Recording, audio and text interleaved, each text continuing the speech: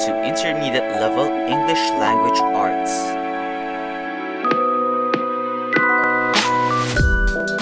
Okay, now we move on to the first topic, recognizing prepositions and prepositional phrases. Alright, what would be our objectives for this lesson? We have three. Number one, to identify prepositions. Number two, identify prepositional phrases. And of course, to introduce objects of the prepositions. Although the main topics will be on prepositions and prepositional phrases, right? I will also be introducing what are objects of the prepositions. Okay, let's jump right into the lesson, shall we? What are prepositions? First and foremost, guys, let's have a very quick review of all of which that we have learned so far. We have studied different words, such as, for example, nouns and pronouns, verbs and adjectives and adverbs too. These are different important ingredients to make a sentence. And then this fourth quarter, we've studied so far sentences, different kinds of sentences, simple and compound sentences, declarative, imperative, interrogative, and exclamatory. All of these are important things that you have to take note of in sentences. Right now, this topic is basically another ingredient that you can have in a sentence.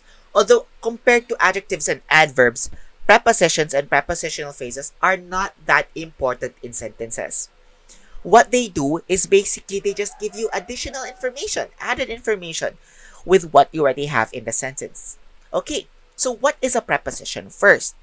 A preposition, guys, these are words that show positions, but they're not used that way. What are these words that show position? I will show you examples later on. But for now, take note that they are words that show position. Like, for example, look at the example I have. My student sat beside him. Beside. That word beside, that means there's a position right next to you. Beside, right? But then they're not used to really show positions. Rather, what they are used for is they are used to connect words with sentences. You'd like to connect the word him with the student, right? How will you connect him to the student? You can't say my student sat him, right? I mean, that could work. For example, if the student sat the person, the guy, like he or she made the guy sit, the student sat him. But then again, that's not what you mean. What you mean is he or she, the student, sat beside him, right? Let's just say she, right? Let's just say a certain female student of mine sat beside a certain male student. Just example, right? So there, beside. Okay. Here in this very simple sentence, right, we see different prepositions used. And these are different examples right here, right?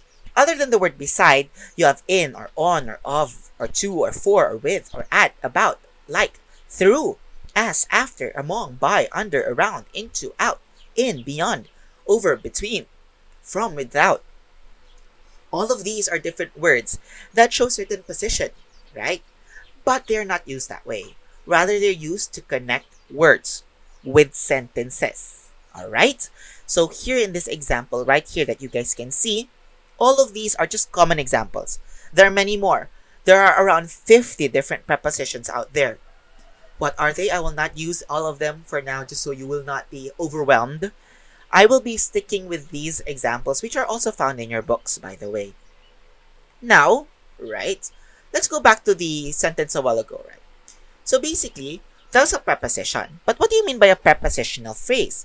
A prepositional phrase basically are phrases wherein you start with a preposition and you will end with the receiver of the preposition or the object of the preposition.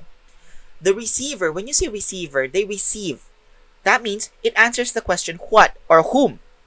For example, my student sat beside him. Sat beside. Beside is your preposition. Beside whom? Him. That is your object of the preposition. And when you have a preposition, up until the object of the preposition, that whole phrase is the prepositional phrase.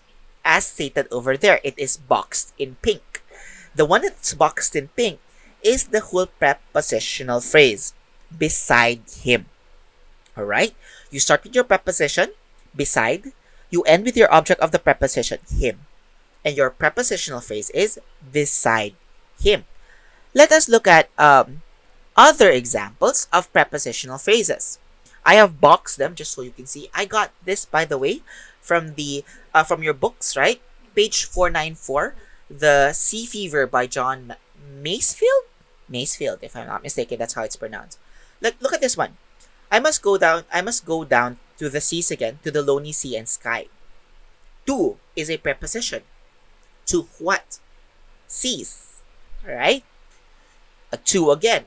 To what? Sea and sky. You have two prepositions. Prepositional phrases.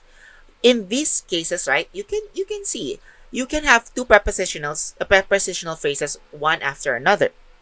Right? Look at the next one. And the gray mist on the sea's face and a gray dawn breaking. On is your preposition. On what? Face. That's your object of the preposition.